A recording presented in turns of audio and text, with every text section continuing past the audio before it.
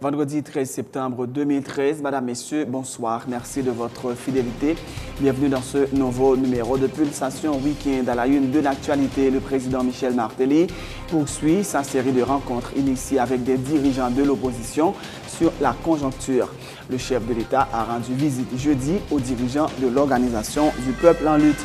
La représentante du secrétaire général des Nations Unies en Haïti renouvelle son appel au dialogue entre les acteurs politiques en Haïti en vue de parvenir à un consensus pour l'organisation des prochaines élections. Sandra Honoré se dit préoccupée par la persistance de la crise haïtienne.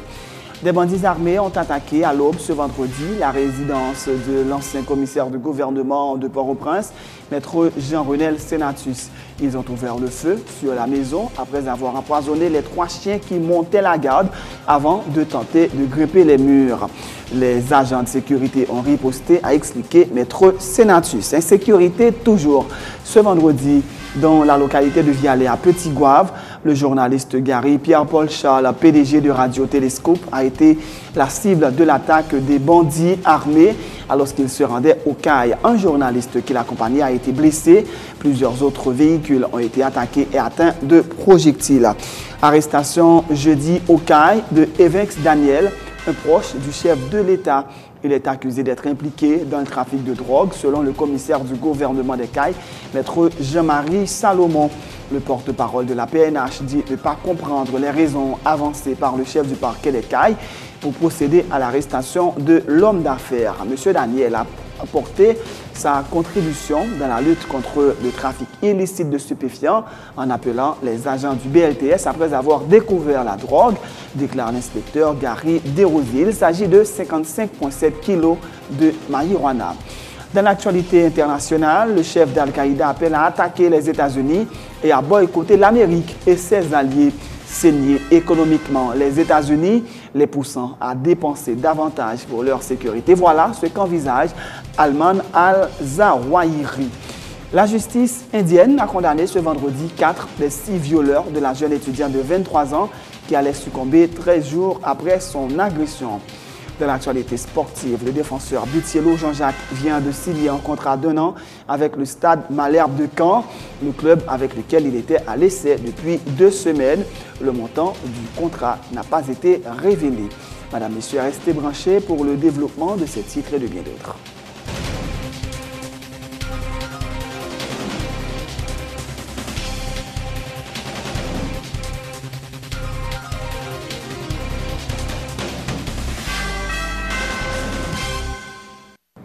De recherche, bienvenue dans le développement du journal.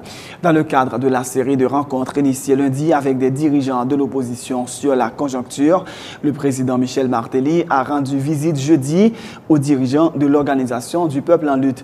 Le coordonnateur adjoint de l'OPL affirme avoir demandé au chef de l'État d'ordonner notamment la libération de Josué et Enol Florestal, considérés comme des prisonniers politiques, et de cesser les poursuites contre Maître André Michel, question de prouver sa bonne foi. Andris Richer rapporte aussi avoir conseillé le chef de l'État de convoquer les députés à l'extraordinaire pour qu'ils puissent plancher sur le vote de la loi électorale et du projet de budget pour le prochain exercice. Andris Richer. Ma question a été très simple pour dire au président, écoutez, vous êtes venu nous voir, quel est l'objectif de cette visite? Donc il a dit, c'est le dialogue. Nous voulons le dialogue. J'ai dit, le dialogue doit se faire avec tous les Haïtiens, c'est-à-dire les partis politiques. Il me dit que, je pense que nous avons intention dans le pays, que nous estimons que il y a trop de partis politiques dans le pays. Or, la démocratie se fait avec des multitudes d'organisations. Simplement, pour ce qui concerne, par exemple, les partis politiques, ces partis politiques qui sont représentatifs au Parlement, c'est eux-mêmes qui, par exemple, qui comptent dans la loi électorale, ou pas besoin de tout problème sur cette question. Ce qui est important, c'est que tant qu'il y a une organisation dans le pays, c'est tant que la vie démocratique l'a assurée. Donc, on a essayé de parler avec lui. Et lui, en fait, son idée, c'était de voir comment rassembler tous les Haïtiens pour que, normalement, nous t'as sorti dans le chouboum que nous y là. Donc, moi, encore, j'ai pris la parole, puisque j'étais le coordonnateur, celui qui organisait la séance. J'ai pris la parole pour dire au président, Donc, pour moi, Monsieur le Président, si vous voulez effectivement qu'il y ait un dialogue où tu as voulu mon quoi, il y a un bagage pour ta fait, disons deux, pour ta fait. D'abord, c'est la libération immédiate des frères forestales et la cessation de poursuites qui gagnent derrière Monsieur Michel.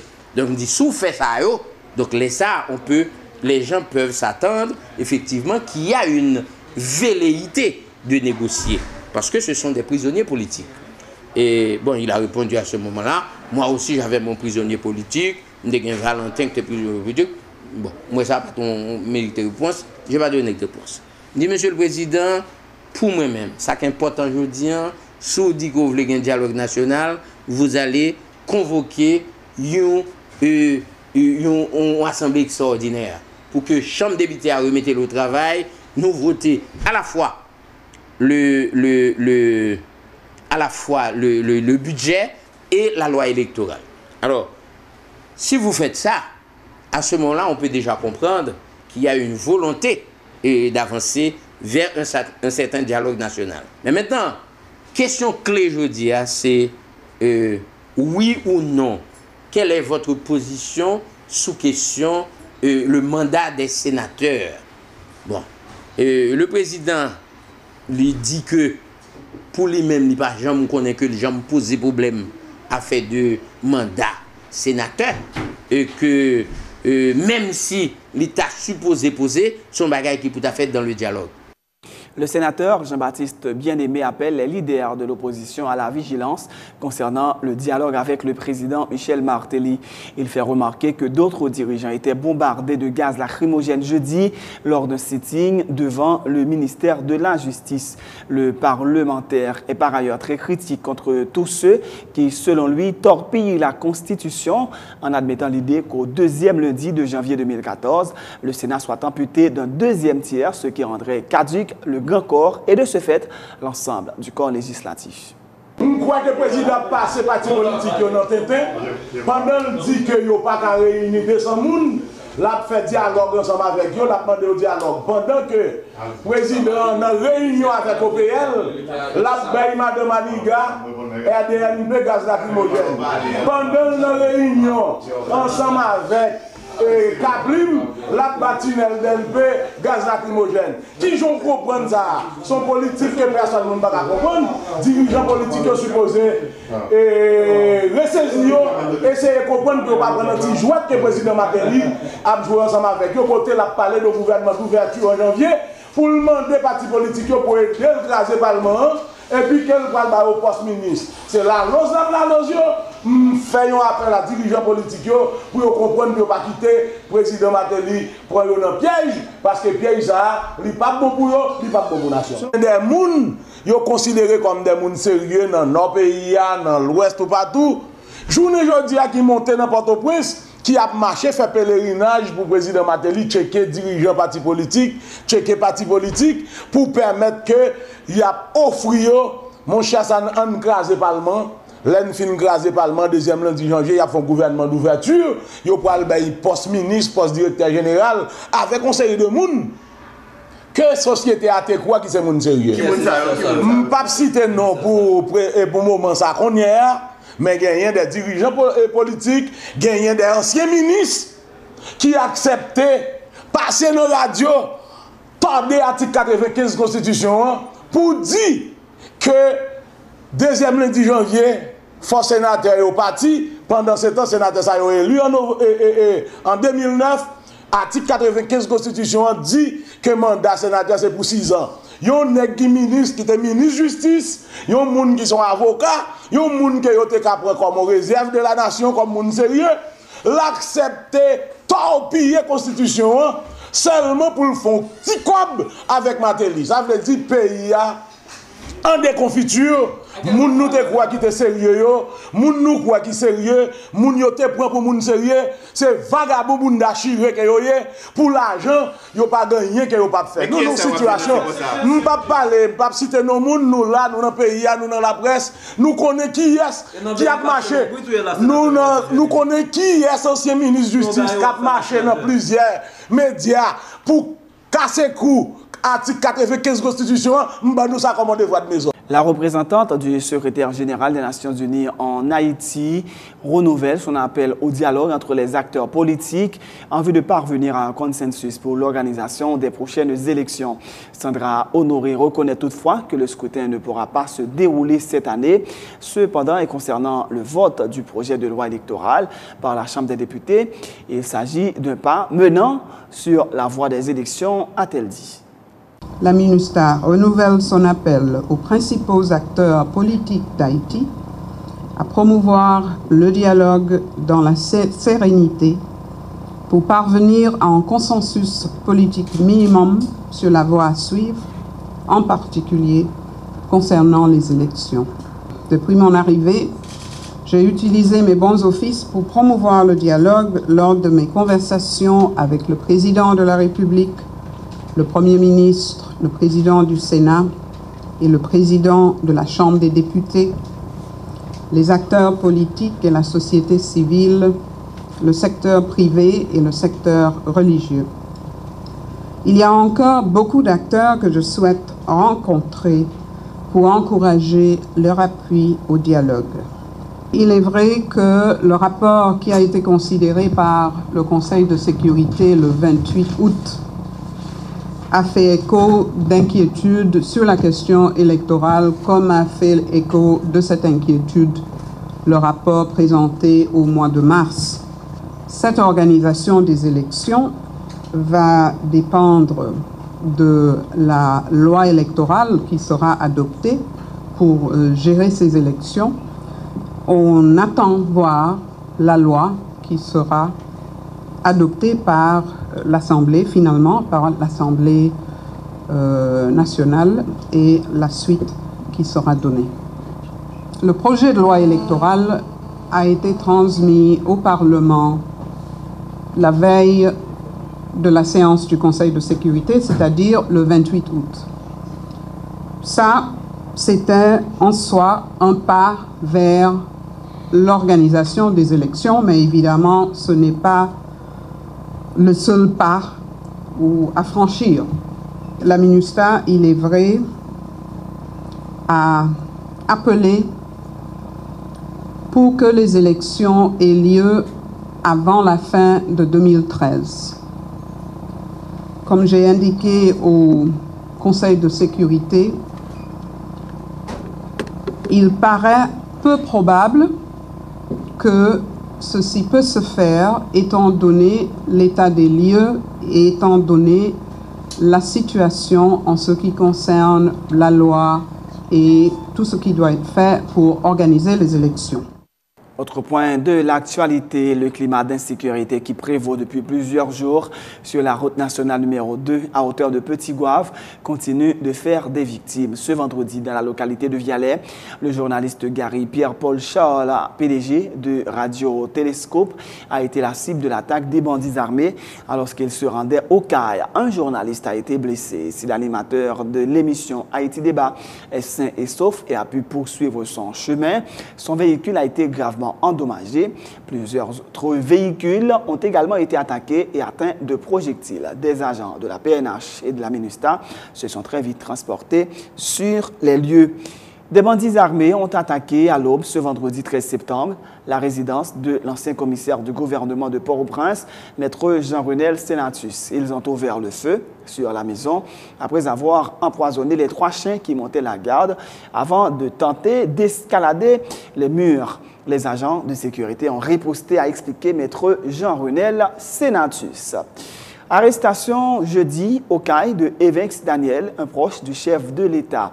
Il est accusé d'être impliqué dans le trafic de drogue, selon le commissaire du gouvernement des CAI, maître Jean-Marie Salomon.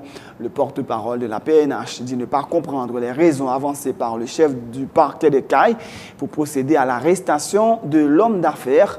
M. Daniel a apporté sa contribution dans la lutte contre le trafic illicite de stupéfiants en appelant les agents du BLTS après avoir découvert la drogue, déclare l'inspecteur Gary Desrosiers. Il s'agit de 55,7 kg de marijuana.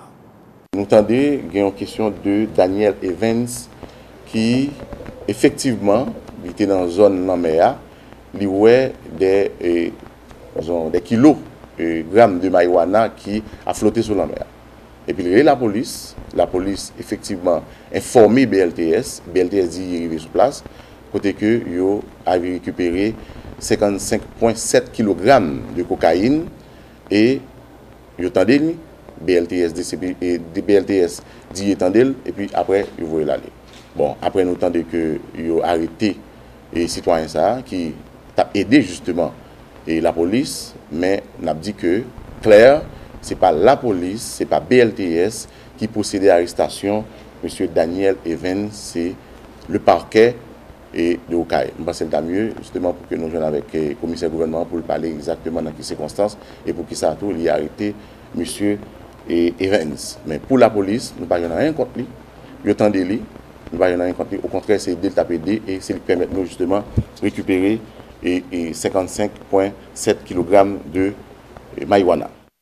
Le ministre des Affaires sociales et du Travail, Charles Jean-Jacques, annonce l'ouverture prochaine du centre d'accueil de Delma 3. Ce centre, dit-il, aura une capacité d'accueil de 400 enfants de rue.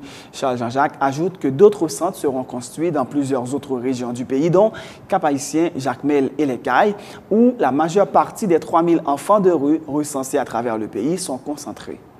Ça, c'est le constat que nous tous faisons de petits monde qui sont dans la rue. Petits frères, nous, petits soeurs, nous, que nous regardons chaque jour dans différents coins de capitale, là, qui ont suivi les machines, qui ont demandé, qui ont fait des ordres qui, malheureusement, parfois tombent dans la délinquance. Le ministère des Affaires sociales en aval a apporté solution à partir de politiques de centre d'accueil. C'est comme ça qu'on a annoncé nous que d'ici 3 à 4 semaines, nous pourrons lancer le premier centre d'accueil de transit nous, dans Delma 3. Centre ça a une capacité pour retirer 400 timounes. Mais avant ça, il faut me dire que au mois de mars, nous avons lancé le recensement timounes dans la rue avec bien-être social. Et le recensement ça a été environ 3000 timounes qui répartis, dont 80% sont répartis dans 4 villes pays. Port-au-Prince, Cap-Haïtien, Les Cayes et Jacmel. Nous avons partir du financement de Petro-Caribé. Et avec UCLBP, nous pourrons attaquer le centre d'accueil de Carrefour. Nous pourrons construire le même type de centre d'accueil qui pilote ça, qui est Delma 3, au Cap-Haïtien, au Cayes et à Jacmel pour nous capables de retirer les gens. Mais l'important, c'est que dans chaque centre d'accueil, là, nous prenons les gens avec bien-être social, nous prenons l'aspect légal, question, comment on a retiré dans la rue. Tout le monde qui a pris dans le centre d'accueil, nous pourrons bénéficier d'examens psychologiques et médicaux.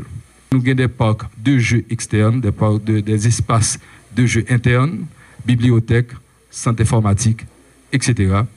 Et dans le centre d'accueil Delma 3, le président de la République a demandé nous pour tout construire des salles de classe pour que dans la même surface là, formation en fait pour nous capables de venir des individus équilibrés qui caillent des têtes et des familles et des pays demain.